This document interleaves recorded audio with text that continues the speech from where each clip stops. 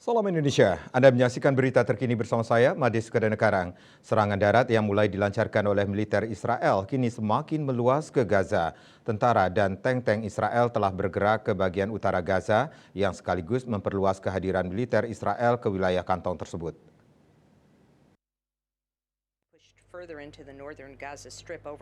Kantor berita Associated Press melaporkan pihaknya telah memperoleh video mengenai satu tank dan bulldozer Israel yang memblokade jalan raya utama utara selatan Gaza.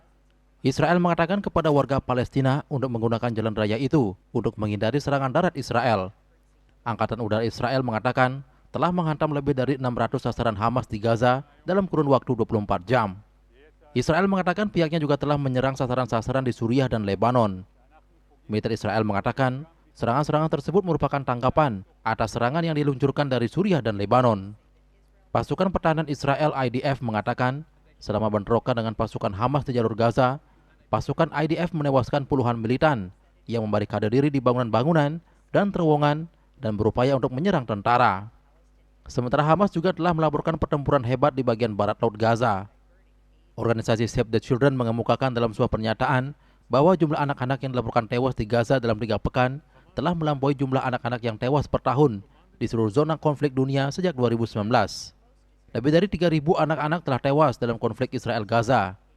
Israel menerbitkan foto-foto tank-tanknya di pesisir barat wilayah kantong Palestina itu 48 jam setelah memerintahkan serangan darat yang diperluas melintasi perbatasan timurnya. Hamas menyatakan pihaknya telah menyerang tank-tank Israel di Gaza Utara dengan rudal dan mencemooh laporan bahwa pasukan Israel telah bergerak maju jauh ke dalam Gaza. Tidak ada laporan yang dapat diverifikasi secara independen.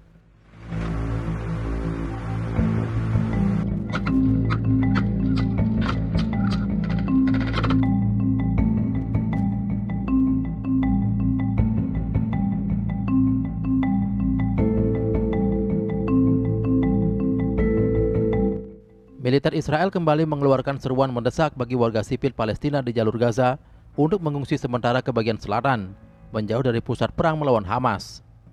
Israel juga melaporkan bahwa pasukan daratnya telah menewaskan beberapa militan Hamas saat mereka keluar dari terowongan di dekat pos perbatasan Erez, satu-satunya jalur pejalan kaki dari Gaza ke Israel sebelum dihancurkan dalam pertempuran baru-baru ini.